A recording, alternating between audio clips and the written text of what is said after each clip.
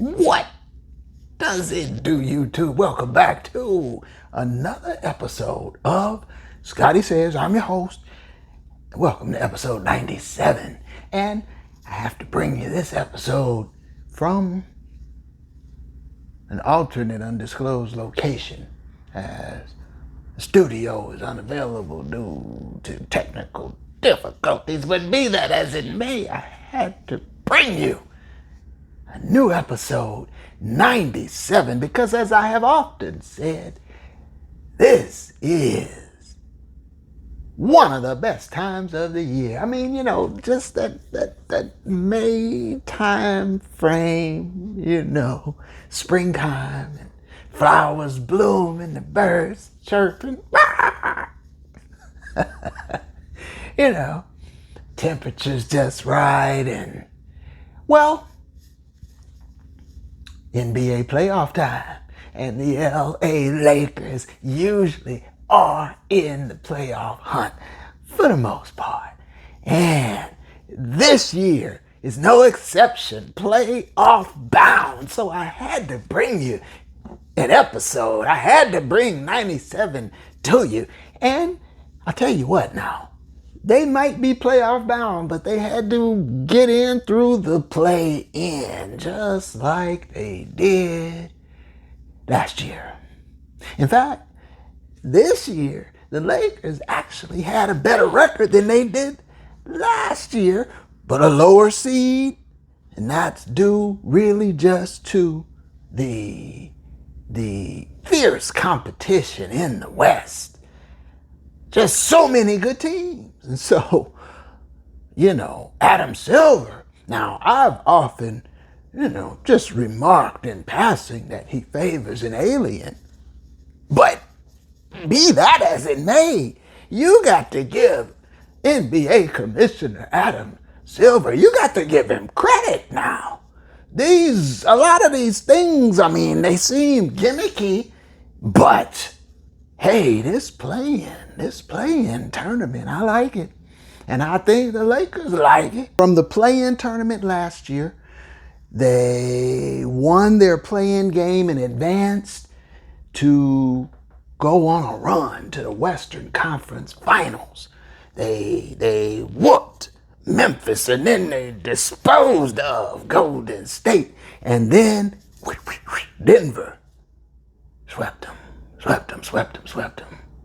So all that rivalry, started to build up. You saw in the offseason, the coach Malone, all that talking he was doing. He's the Lakers' daddy. What? That's how you want to handle the situation? Talking, bumping gums like that? Malone. And, well, it continued on into this year. The Lakers won 47 games, but none against Denver. Swept them. And so now, Denver, their playoff rival, the defending champion, the Joker and them. Well, that's who the Lakers draw as the 7th seed. And that play-in game, I want to touch on it. It was interesting to watch. And I feel for Zion because it seemed like he was getting stronger. And after he bulled into LeBron took that charge, but Bron wasn't the same after the King seemed to be slowed considerably. And the force of Zion, and put his head down remember the rhinoceros? Well, you probably don't if you weren't watching old cartoons, but he was on Spider-Man, I do believe. The rhinoceros was a villain, and he put his head down and plow into you, and you go flying, and that's what that put me in the mind of. Zion put his head down and rhinoceros into LeBron, and LeBron went up and backwards like he was on a movie set with a harness, up and back. I'm like, what? Watching it in slow motion, I'm like, Zion got a lot of power. And that took a lot out of Brian the rest of the game. As the game it was almost down to the last 5 minutes or so at that point, or as the game wound down. It looked like Zion had positioned the Pellies to come and snatch that game, and then put his jersey over his face and pointed, called out, and threw his towel down and kind of waddled. You know, he walks that way anyway, kind of waddling. And that was it. No more Zion. Pull hamstring, and the game was tied with just minutes to play. Whoo! So the Lakers caught a break. And of course, you know, Lakers went on to win that game. And now, as their reward, they get Denver. And so, joking them. And so, you know what? I'm not stressed about it. I really feel, did you hear what Pastor Pocket said? Coach Ham? He said, we ain't ducking no smoke. Okay? Or whatever. I mean, listen, I feel the same way, Pastor. I do. I feel like, listen, the goal is not to get as far as you can and then bow out to Denver. The goal is to win it all. So you got to go through Denver one way or the other, most likely. And you owe them a little something anyway after the little bit of bad blood has bubbled up. So why not deal with Denver now, early on, right out the gate? Yeah, why not? And what I love about that is, if you can get them now, why, you might be right on your way to checking in for 18. Know what I'm saying? Know what I mean?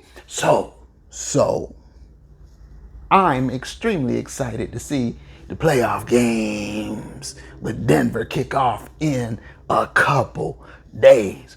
And so, I just wanted to drop in, give you a quick season wrap and play in game update / playoff Denver LA preview. And I'm going to tell you right now my prediction. The Los Angeles Lakers will defeat the Denver Nuggets. I predict the Lakers will win on their home court, the Crypto.com arena, the Crypt. They will win it in 6. Wait, how is this format?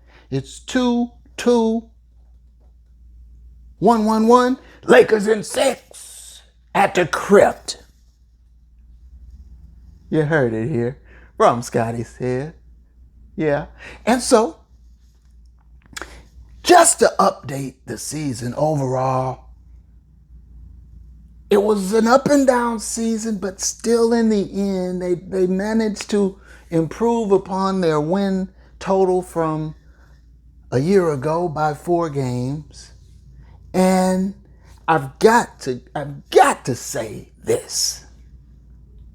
The King, LeBron James, listen, magnificent. And I told you in my last episode, I made it to the game, to the Crypt, and caught a LeBron James, a virtuoso performance from the King. I caught a 28-point triple-double. He had 28, 10, and 12 against the Kings the night I was there. And he was the only bright spot for the Lakers that night. The Kings ran rampant on them. But for the season, LeBron gives you 25, 7, and 8. Right? 25 points, 7 rebounds, 8 assists. He's in the top 10 in assists for the season. 25, 7, and 8. And he played 71, 72 games, my folks. In his 21st season, you got to, the people who try to say, well, it's just longevity, that's all. No, that's not, that's all. That's remarkable. To be able to play at such an intensely high level, this deep, this long, into his NBA career. He's playing against the sons of guys he played against when he was coming into the league. 25, 8, and 7. Please miss me with this talk about Bron. Now listen, is he prime LeBron? No, but he's in his 20s. He's about to be 40 at the end of the year. So at this pace, barring anything catastrophic, LeBron can play another 2-3 years easy, I would think.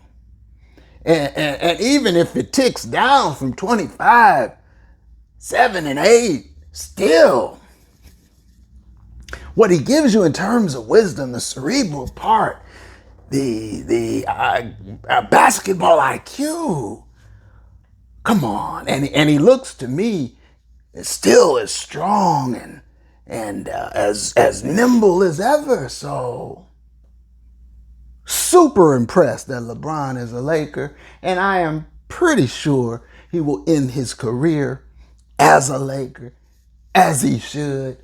And I believe he will get number 5 before he's done as a Laker. And why not this year? Get it done quick. Might as well do it now, Bron. Let's get 18 right now. Okay? So, that's the king. Now, I've got to also remark about AD3, Anthony Davis. Come on, man. Listen, this dude played, listen to me now, I'm going to say it slowly. He played 76 games. What? 76 games. AD? He made up in his mind that the wrist and the ankle, the toe and the back and the neck and, all of these things, the finger, none of it was going to prevent him from getting out there on the court or getting back up. And, now I admit now, right toward the end of the season, we started to see a little bit of that glass chin where he caught a couple of bowls and he was done for the game. He was like, that's it, I'm done. I started, I played, I took one to the chin. Good evening. So, okay, so it still remains to be seen. And in that, even in the playing game, looked like he kind of took a little bit of the contact slows him down. The contact, it gives him pause, it seems like, and affects his game. And so lately in particular, it seems like it's starting to take a toll. So we'll see now, because you got to come with it, AD3, up against the Joker. Okay? You can't be out there dilly-dallying and tiptoeing against the Joker. He's going to misuse you and expose you yet again, if you do. So you got to lay some up, my man, AD3. Because that's the only way. Because Bron is going to give you what he's going to give you, but we need AD3 to be dominant to cancel out the Joker in order for my prediction to come to fruition, my folks. AD3, can you hear me now? But yet and still, 76 games, I must give him his props on that. Because that, to me, is still remarkable to hear or to say. But he did it. And he played well when he was out there on the court for the most part. There were some exceptions, like the night I was there. Whoo, boy, he stunk up the joint. But on the other players, I feel better with Taurean Prince on the bench. I think, Pastor Pockets, if you hear me, you could even tick down his reserve minutes a little bit. A little bit. Okay? I like a great deal Rui being in the starting lineup. And see, these things right here bring me to Pastor Pockets prematurely. Say that 3 times fast. Pastor Pockets prematurely. Because I need to get to the coach, but just the fact that he spent so much of the season with Taurean Prince in the starting lineup, with Cam Reddish It almost seemed like an experiment when he had Rui there all the while. He got there now. And so it looks like this is the lineup that's going to, much like last season, going to make the run in the postseason. And so when it comes to the starting five, we've talked about 83, we've talked about the King. Let's talk about the other three. Now, I think it's going to be extremely important for my prediction to come true for D'Lo to shoot the ball well from distance, because it seems as though he really doesn't focus much on his mid-range game. Even so much his drive to the basket game, drive and kick, he seems a lot more than anything else perimeter oriented, bringing it up, swinging it perimeter. And so it's imperative for him to hit those threes. And if he can do that, because last year in the playoffs against Denver, he averaged 6 points a game and they ended up benching him. And I'll just say this right here. They benched D'Lo appropriately last year. Pastor Pockets benched him appropriately last year. And Schroeder got the lion's share of the minutes at that position, and deservedly so. And Schroeder plays defense, D'Lo, hit and miss, little to none. So the team performed better with Schroeder in the lineup. But Schroeder is gone again. And D'Lo was given the keys to the car. All well and fine. It's a new season. And I give him props. He set the Laker record for all-time three-pointers in a season. D'Lo. So, and I mean, when he gets hot and he's firing it up there, that thing barely moves the net. It scoops from distance, and it's like he doesn't take long with it. He doesn't need a dribble to set or rhythm. It's just like fingertips, like they say, catch and shoot, and it's gone. The quickest release I've seen, really. And then the net doesn't move, bottoms, splash.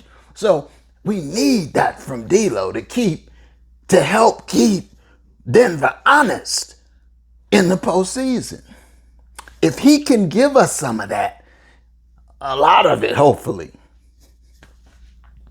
then again, we're in a good position to make predictions come true. But I still wonder about D'Lo, okay? And almost right toward the end, I started to get a sense of he was kind of going into that postseason D'Lo dip. You know what I mean? So we'll see now. It's about to begin. So we'll see what we get from D'Lo. But I have to say, why D'Lo? Why, when the Lakers played Schroeder and them, and they're in bad shape, when right in the lead up to that game, why, D'Lo, did you say that the reason you didn't perform well in the playoffs last year was because Schroeder was the favorite of the coach and was in his ear, and it prevented the coach from understanding you and how to use you? I'm like, come on, man. Was that necessary? And he said, but now I'm here and he's gone, and now it was just kind of like, dude,